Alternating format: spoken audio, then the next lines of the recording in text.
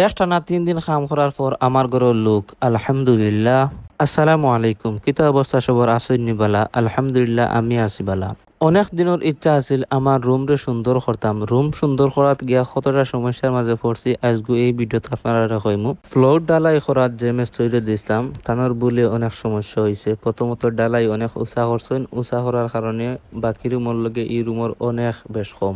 দ্বিতীয় বুল টাইলস লাগানির আগে রং করছি, রং করার কারণে টাইলস লাগাইতে গিয়ে সমস্যা, রং আবার দেওয়া লাগবো। ডালাইত বেশ কম করার কারণে 2টা দরজাও খাটা লাগছে, না খাটিলে দরজাগুলাও লাগেন না। যাই হোক, ভুল হয়ে গেছে, ভুল হওয়ার কারণে অনেক সমস্যার মাঝে পড়ছি। সমস্যার সমাধান হয়েছে আলহামদুলিল্লাহ।